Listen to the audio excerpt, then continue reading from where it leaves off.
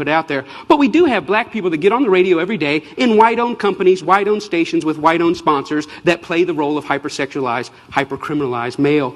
I ask these advertisers, I say, I've got hundreds of songs a day that celebrate killing animals. Will you put them on your station? They said, no. I got hundreds of songs a day that talk about assaulting women and abusing kids. Would you put them on your station? They said, no. I said, I got hundreds of songs a day that talk about murdering blacks. Would you put them on your stations? They said, well, that depends. Depends on what? Who it's done by and who it's branded for. Because if we can get black folks to sing about it and we can brand it for our youngest black audiences, I think there's money to be made. I think there's American appetites to see these people that way.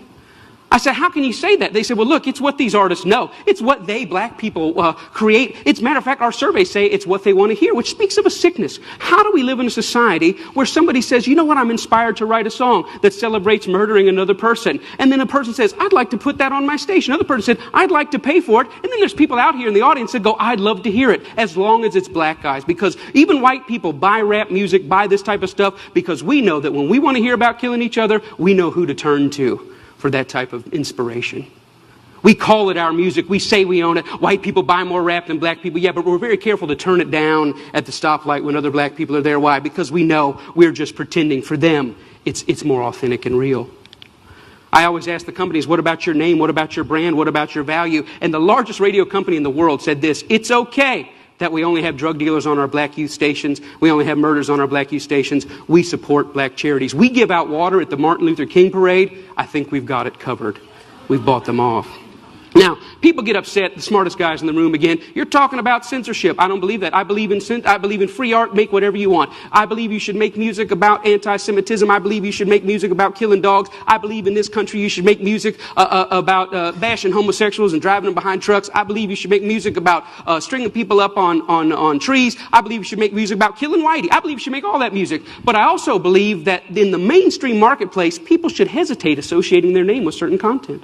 You know, there's certain stuff you can't buy at the store. Certain stuff you can't get on iTunes because their brand doesn't want it. But if you want to hear black people celebrating killing black people, they got thousands and thousands and thousands of those things to sell you. I don't think it's about censorship. I think it's about American cultural hypocrisy. Because here's the truth. These black entertainers, they can't sing just about anything. There's some stuff that'll get them fired. And they get dropped, and they get fired, and they get slapped on the wrist, and they get disciplined all the time. Why? Because sometimes they step over the bounds. A very famous case is what happened with Rick Ross. Rick Ross is the Mammy Two Shoes, one of the many Mammy Two Shoes of our day. He's a black entertainer in a world carved out for him, and a role carved out for him by white entertainment companies. And one day he talked about, in the middle of a song that celebrated dealing drugs and killing blacks, he made a reference to date rape. And when he made that reference to date rape, that set social media on fire. That got 100,000 petitions in 24 hours. Hey, buddy, date rape is no joke. That had white people standing outside of Reebok in New York saying, you better take this seriously. We're tired of a rape culture in America. One line in one song moved the masses. And you know what Reebok did? Did they stand by him and say, hey, we believe in freedom of speech. We believe in freedom of expression. It's just a song. Calm down. No, they fired his tail on the spot. The president came out and said, this goes against our high standards. He's gone against the values of our brand. Shame on Rick Ross. We're disappointed. He doesn't know how serious date rape is. And when I saw that, I thought, wow, how convenient. Isn't that amazing? But here's what really happened. It's not their brand. It's not their values. Rick Ross went off script. He was hired to get black customers, and they think that black customers go with black bait. And in America, black bait is the hypercriminalized, hypersexualized portrayal of black people. And as long as he had sung about that, the stuff that got him hired, he still have a job at Reebok. But when he touched other sensitivities that affect us, he lost his job. See, the truth is, it's not they that need to change. It's we that need to change.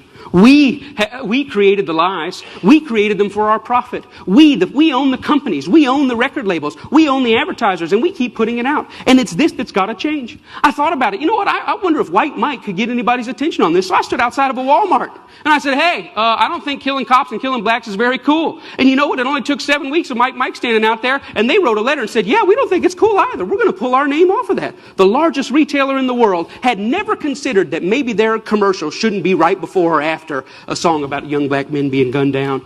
And I realized this, that black murder is normal, but it should not be. And I realized the importance at the coffee table, at every headline, every pastor's gathering, every family gathering to say, you know what, these black lives matter. It's not just another black kid. These are human beings. I'm doing my best in every way, shape, and form. Talks like this everywhere I can go to say, you know what, I was born in a world where black murder was normal. My kids were born into a world where black murder is normal, but I don't want to die in a world where black murder is normal. Am I 5 years or 10 years away? I don't know, but I'm screaming as high as I can. Let's feel this pain and let's lift our voice to tell the lies. They are not criminals, they are not deviants, and their lives are just as important as ours.